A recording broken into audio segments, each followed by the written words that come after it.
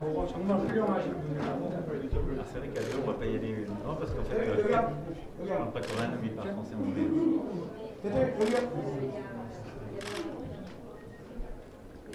S'il vous plaît.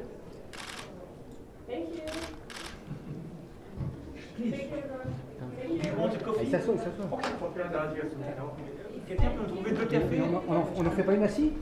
On fait une assis? On en fait une assis. Alors, peut-être? Oui, on va en faire une assis. Venez. On a un interprète? Oui. Ah voilà, ce serait super. Allez. C'est vrai qu'on est limité en coréen.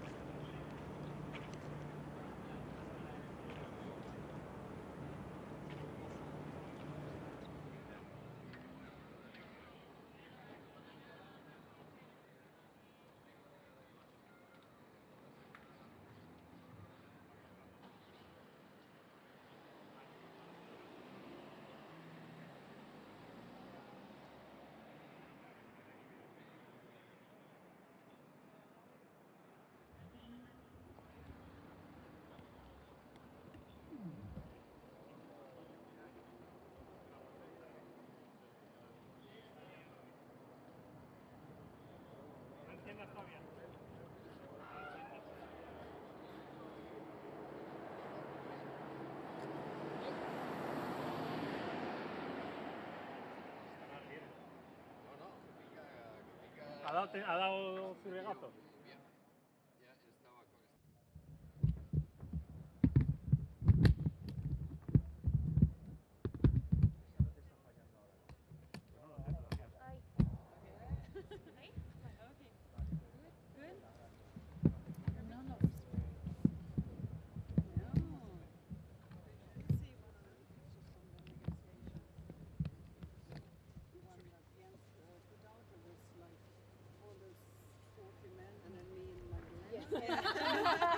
And then there was to provide a different picture. Let's say and also Slovenia.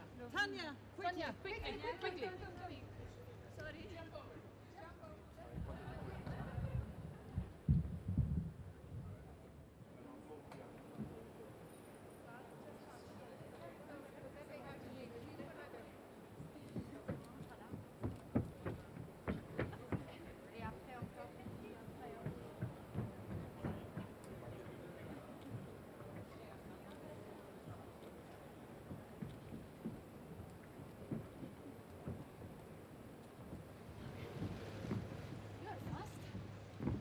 Sorry. I'm the special representative. Oh yes, really nice meeting you. Good to see you again. Right, You want to? Take two. Yes. Okay.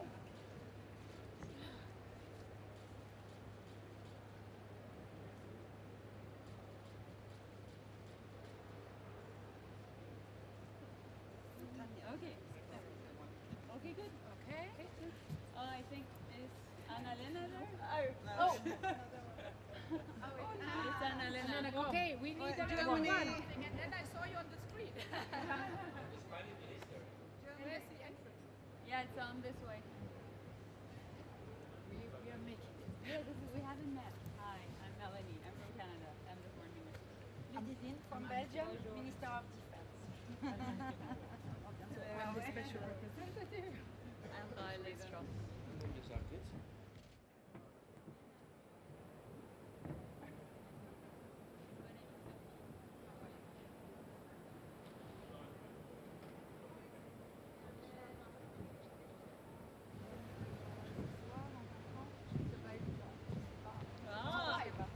This is okay. We haven't met yet. Yeah, nice to meet you from Belgium. Ah, nice She's to the meet you. defense minister. Yeah. Irene Philippe, the special representative. Yeah, Nice. she's the first woman always within NATO. We haven't seen each other today either. Okay. So we do it again. Yes, okay. Okay. And now, Yeah. Okay. this is the last one. Last one. Not sure.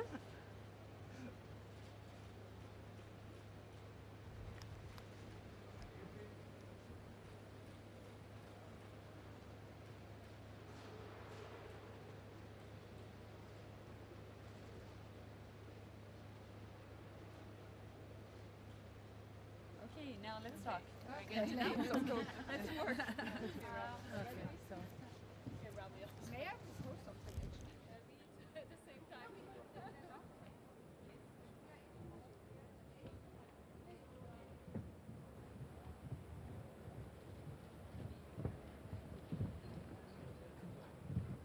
I speak 2 minutes to introduce, then they go and we do whatever we want. Okay, okay, great. It's just great. okay. Because we have an opening. Yes, and then we where do have 2 we minutes where to do we set sit? it Where do up, we and sit? then Where do we sit?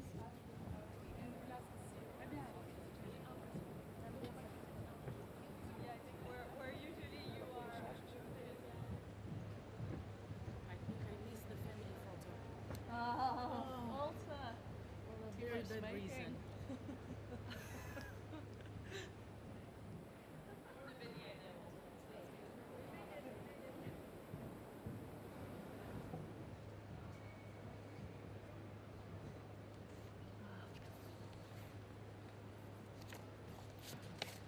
This is empty.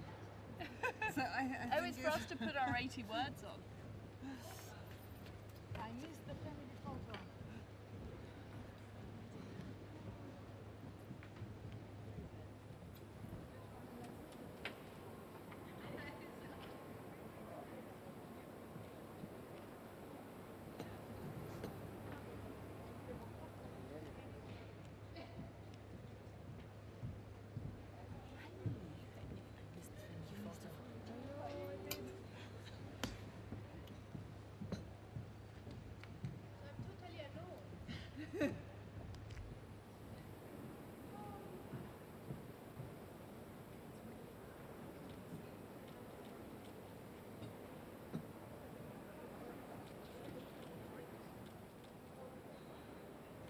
Okay. very much for talking to me.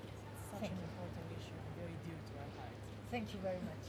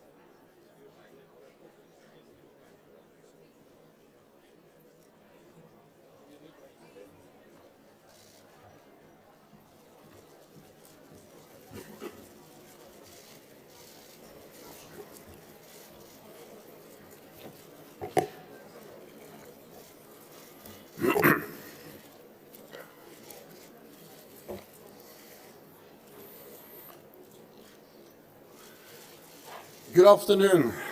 NATO leaders have just taken decisions to transform and strengthen our alliance at this pivotal time for our security.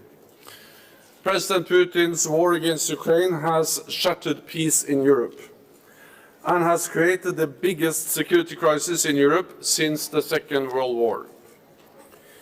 NATO has responded with strength and unity, and President Zelensky's leadership and courage are an inspiration to all of us. I am pleased that he could join our meeting today. President Zelensky made clear that Ukraine relies on our continued support, and our message to him was equally clear. Ukraine can count on us for as long as it takes. Allies will continue to provide major military and financial help, and today leaders agreed to strengthen our support by agreeing a comprehensive assistance package for Ukraine.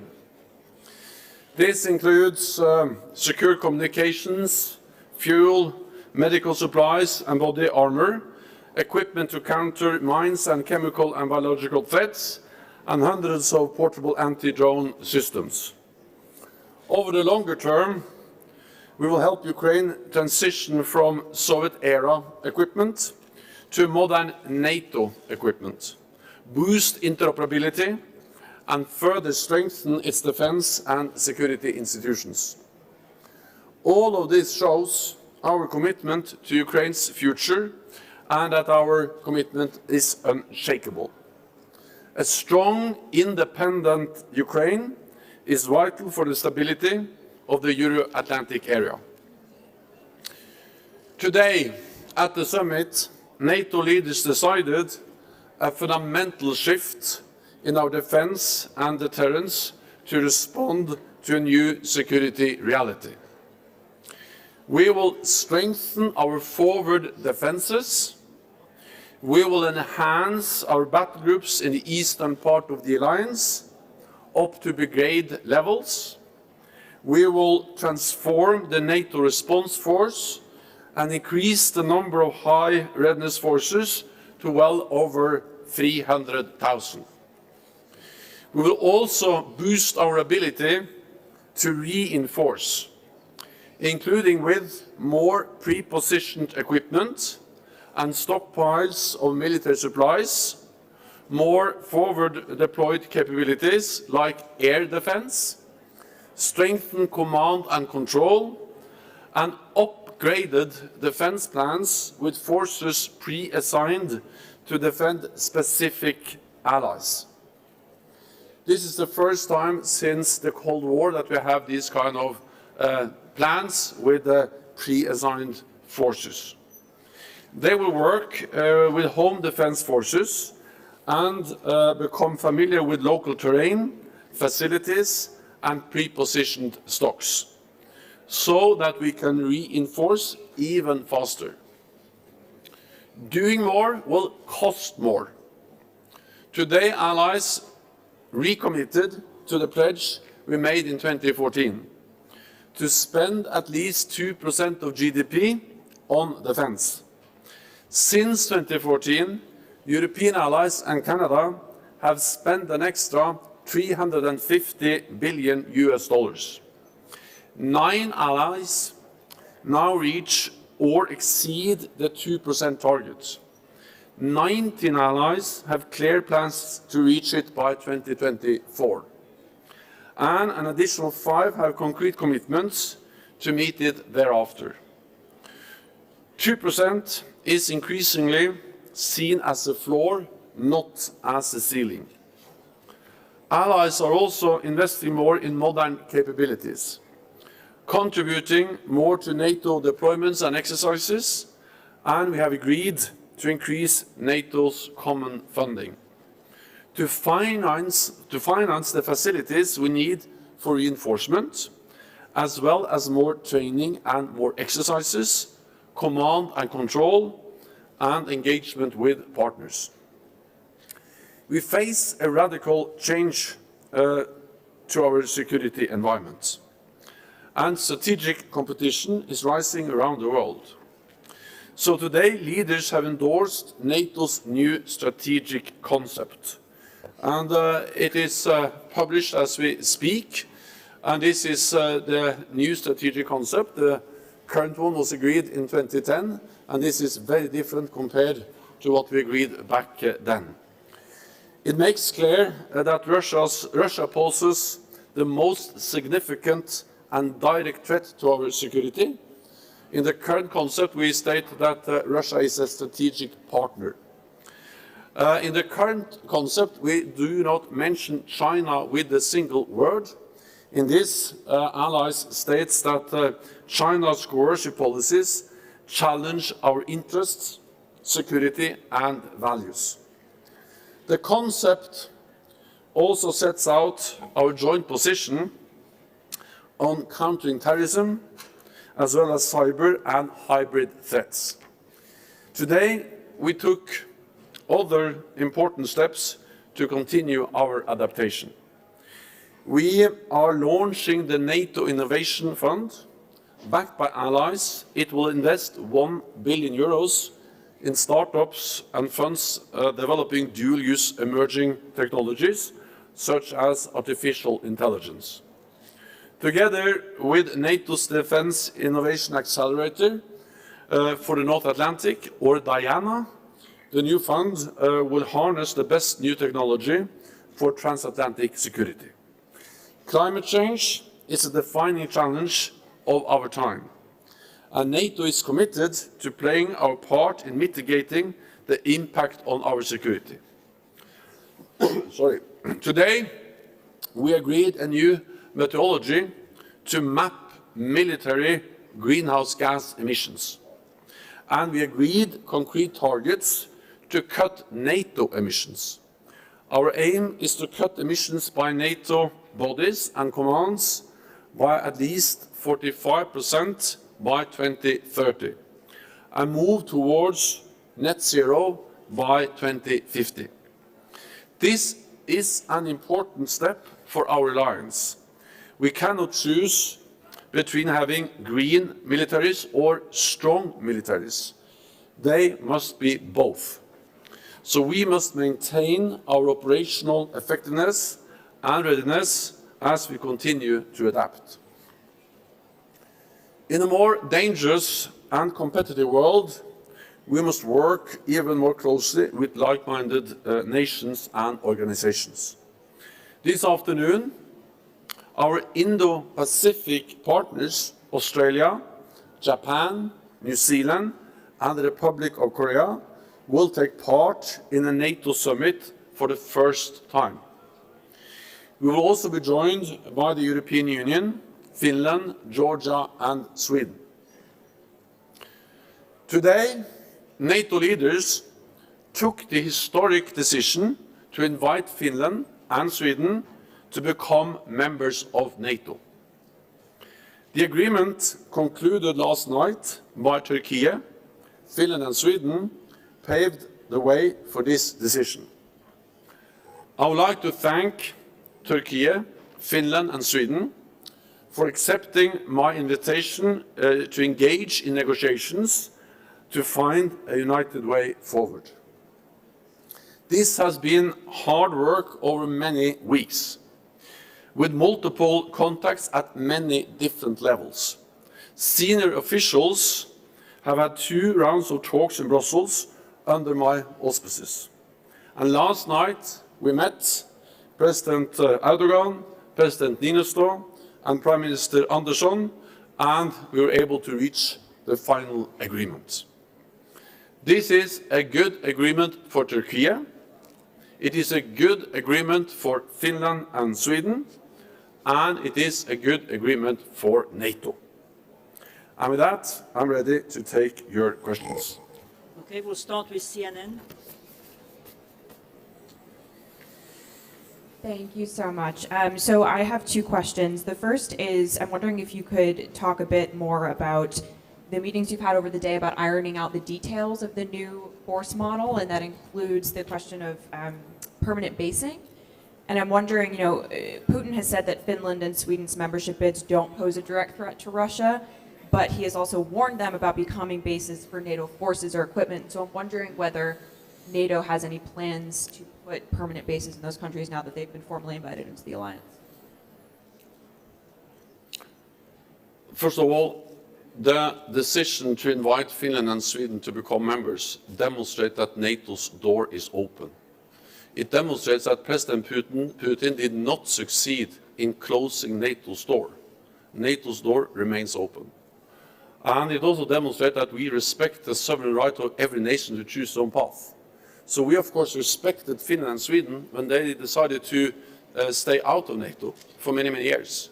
But then we also welcome them and respect their decision to join NATO. NATO allies have already stepped up, and NATO has increased its presence in the Baltic Nordic region. And of course, when they become members, we can do even more together. What we will make sure with our presence is that we are able to defend all allies, including, of course, Finland and Sweden. And this links to the first part of your question. When it comes to this fundamental shift in our deterrence and defense, this is about air, sea, land, cyber. But when we speak about land, that entails or is composed of three main elements. Partly more forward presence. We will enhance, reinforce the battle groups we have already deployed up to brigade levels. So that's more presence, especially in the eastern part of the alliance. The second element is more pre-positioned equipment. We know that actually to move people can go quite fast, but to move heavy equipment, battle tanks, ammunition, fuel, all kinds of supplies, that take time. So if you have that pre-positioned in place, then you can move in very quickly with the personnel. So the second element, on top of the increased presence, will be more pre-positioned equipment. And then on top of that, we will have for the first time since the Cold War, pre-assigned forces in, of course, their home countries. But these forces will then rotate in and out. They will train. They will learn how to operate together with the home forces, for instance, in the Baltic countries or in Poland or other places in the alliance. They will be familiar with the terrain, with the pre-positioned equipment. And for instance, one example of this is what Germany just has announced, that they are now pre-assigning, designating a specific brigade in Germany that will train and, of course, work together with the already German battle group in Lithuania and with more pre-positioned equipment. Then this German brigade has a specific responsibility and I would say advantages because they have trained there and know the country to reinforce and support Lithuania if needed. So these are the three elements. You can also look at the NATO homepage. You can see more details there in the fact sheet. And then, of course, the announcement by different allies today makes it, also is actually giving substance to the decisions that allies made today. Interfax Ukraine. Thank you, Anna. Interfax Ukraine. Happy birthday, Oana. And thank you from all of my colleagues for everything you are doing for us. Sorry, Secretary General. Question for you. Coming back to President Zelensky's address, what kind of reaction was from leaders in the room? Can you give a little bit more on this? What will be the main message to Ukrainian people? Do you think it will be possible for Ukraine then, when this war will be over, to join NATO like Sweden and Finland without membership action plan? Thank you. Well, the message from the leaders in the meeting and in the room was a very strong expression of support. And not only expression of support, but actually they announced additional systems, weapons, equipment that allies, NATO allies, are now delivering to Ukraine. Germany made announcements, Norway made announcements, and other countries made announcements for additional support, military support to Ukraine. The Netherlands also made announcements on more heavy weapons to Ukraine. So part of this is something we do. It's also as a message in deeds, but also in words, but also in deeds. But I think also it's very clear that allies are prepared for long haul. Wars are unpredictable, but we have to be prepared for the long haul, and that was also the clear message to all of us in the room from President Zelensky, and our answer was yes, we are prepared, because they are fighting for their independence, but they're also fighting for values which are important for NATO, fundamental for NATO. The sovereignty, the territorial integrity of every nation, and therefore this matters for our security. Our focus now is to support Ukraine. This war will, as most other wars, at some stage end at the negotiating table. But it is important that Ukraine is able to get an agreement on their terms, which is acceptable for Ukraine. And therefore we know that there is a very close link between what they can achieve around the negotiating table and their strength on the battlefield, and therefore our focus now is to support them on the battlefield with many different types of lethal and non-lethal support. That is the focus, and then of course we have demonstrated today that NATO's door remains open, and we also reiterate the decision we made in Bucharest on membership for Ukraine. Spanish television.